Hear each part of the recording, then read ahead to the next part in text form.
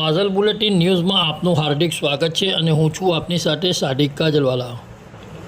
દર્શક મિત્રો, સંસ્કારી નગરી વડોદરા શહેરમાં આવનાર તારીખ 29/5/2025ના રોજ પરશુરામ જયંતિને લઈ આજરોજ સિટી પોલીસ સ્ટેશન ખાતે ડીસીપી શ્રી પન્ના મોમાયા અને એસીપી શ્રી ભોજાનીની અધ્યક્ષતામાં સિટી કુંભારવાડા, બાપોડ, વારસિયા અને કાલેરીવાગ પોલીસ સ્ટેશનના આગેવાનોની એક સંયુક્ત બેઠકનું આયોજન કરવામાં આવ્યું હતું, જેમાં ઉપરોક્ત પોલીસ સ્ટેશનના પીઆઈશ્રીઓ, એફઓપી મિત્રો અને સામાજિક આગેવાનો ખાસ ઉપસ્થિત રહ્યા હતા।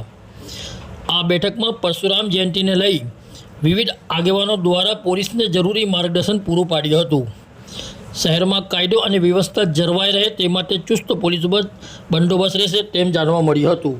વડોદરાથી સાદિક કાજલવાલાનો ખાસ રિપોર્ટ।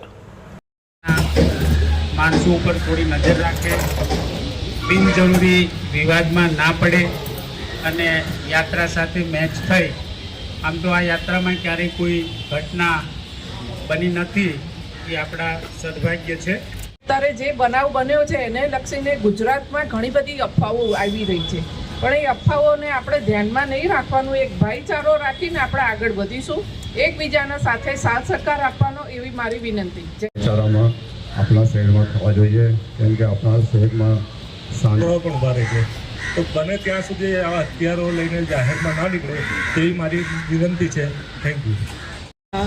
આમાં આજે આતંકવાદી કૃત્ય છે એને વખોડ્યું છે બધાએ, અને દરેક કોમના લોકો એમાં વિરોધ માટે સામેલ થયેલા છે કે આવા કૃત્ય ચલાવી ન લેવાય, અને સરકારે શ્રીએ પણ ખૂબ આકરા પગલાં લીધા છે, આકરું વલણ દાખ્યું છે, અને આ સાખી ન લેવાય એની માટે એમણે ઘણી બધી સૂચનાઓ આપી છે। પણ એ બધી સૂચનાઓમાં કોઈને ગલતફહેમી ના થાય, કોઈ ગેરસમજ ના થાય અને ઊંધું અર્થઘટન કરે એવું ના થવું જોઈએ। એટલે આપણે બધા અહીંયા જેટલા લોકો છે બધાને અત્યારે અમે એવું કહીએ છીએ કે તમને એવું કંઈ જાણવા મળે અથવા તો એવું કંઈ તમને વોટ્સએપ મેસેજ પડતો થાય, વાયરલ થાય તો ચોક્કસ અમારા ધ્યાને લાવજો। તો આપણે એમાં 29 તારીખે પરશુરામ જયંતિ આવી રહી છે, જે યાત્રા જે છે એ દર વર્ષે પરંપરાગત રીતે નીકળે છે અને પાણીગેટ થઈ પછી માંડવી થઈને લહેરીપુરા થઈને આગળ જાય છે। તો સિટી વિસ્તારમાં જ્યાંથી નીકળી રહી છે એ સેન્સિટિવ વિસ્તાર ગણી શકાય આપણે, અને એના અનુસંધાને આજે ઝોન 4 હેઠળના તમામ પોલીસ સ્ટેશનની આજે શાંતિ સમિતિની બેઠક રાખવામાં આવી હતી, જેમાં city police station, Kumbharwada, Varasiya, Bapod અને કારેલીબાગ આટલા પોલીસ સ્ટેશનના શાંતિ સમિતિના સભ્યો, ફ્રેન્ડ ઓફ પોલીસ અને સામાજિક આગેવાનો અને લોકો ઉપસ્થિત રહ્યા હતા, જે લોકોની સાથે આ યાત્રામાં કઈ રીતે શાંતિપૂર્ણ યાત્રા પૂરી કરી શકાય અને લોકોના સજેશન લેવામાં આવેલા છે। યાત્રા દરમિયાન શું તકેદારી રાખવાની છે એની જાણકારી આપવામાં આવેલી છે, અને એ દિવસે કોઈ અનિચ્છનીય બનાવ ન બને એની ખૂબ તકેદારી રાખવા માટે સૂચના આપવામાં આવેલી છે। કોઈ સોશિયલ મીડિયા પર કોઈ મેસેજ વાયરલ થાય એ અનુસંધાને પણ સૂચના આપવામાં આવેલી છે, અને એ લોકોને ધ્યાન એવું કંઈ આવે તો અમને ચોક્કસ ધ્યાન દોરે અને એ બાબતે અમે કાર્યવાહી કરીશું એવી સૂચના આપવામાં આવેલી છે। સાથોસાથે અત્યારે જે કંઈ બનાવ બન્યા છે ને જેના કારણે જે કોઈ માહોલ છે એમાં કોઈ ગેરસમજ ન થાય એની માટે પણ એ લોકોને સૂચના આપવામાં આવેલી છે, અને આ યાત્રા સારી રીતે પૂર્ણ થાય એની માટે સિટી પોલીસ સ્ટેશનમાં હાલમાં પણ કામગીરી ચાલુ છે। શાંતિ સમિતિની બેઠકો બાદ અમે લોકો પેટ્રોલિંગ કરવાના છીએ અને રોજે રોજ અમે લોકો કોમ્બિંગ કરી રહ્યા છીએ, ધાબા ચેક કરી રહ્યા છીએ, અને અમારો જે બંદોબસ્ત છે એ અમે બંદોબસ્ત પણ મૂવિંગ બંદોબસ્ત, ધાબા પોઈન્ટ, ડીપ પોઈન્ટ અને ડીપમાં પણ ધાબા પોઈન્ટ રાખી અને મારી રીતે બંદોબસ્ત આયોજન કરવાના છીએ। આજે 29 તારીખે પરશુરામ યાત્રા જે પાણીગેટ દરવાજાથી લઈને અમદાવાદ પોર્ટ સુધી નીકળવાની છે, તેના અનુસંધાન આજે સિટી પોલીસ સ્ટેશનમાં મિટિંગ લેવામાં આવી।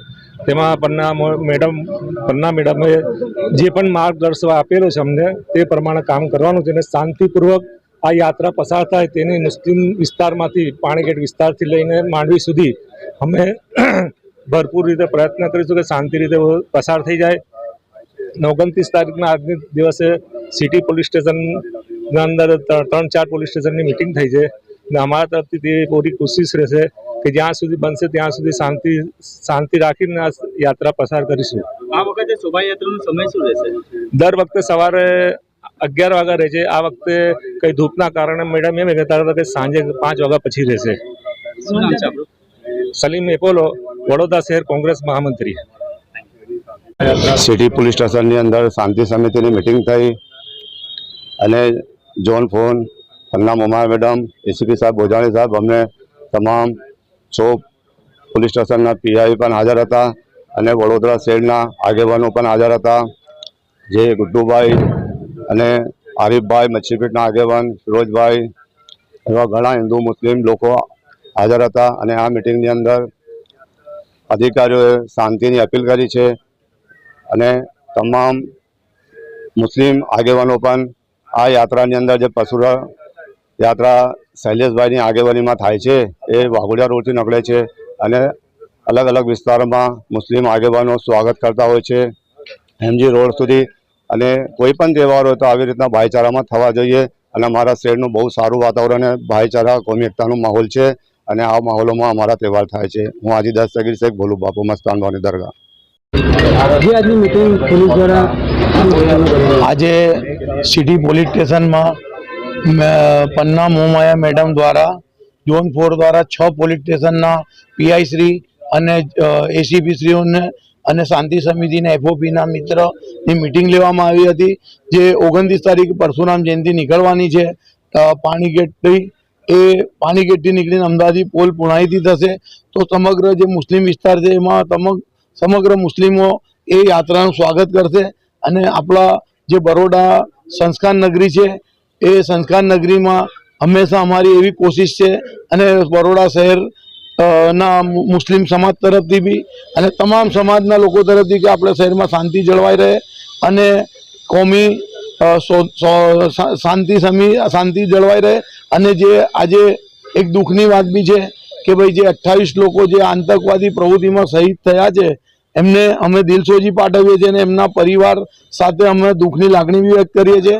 અને આ તહેવાર જે છે એ સારી રીતે શાંતિથી અને ભાઈચારાથી નિપટી જાય એવી અમારી આશા છે. Arif Malik, social worker. इस वीडियो को लाइक करें, हमारे चैनल को सब्सक्राइब कर बेल आइकन जरूर प्रेस करें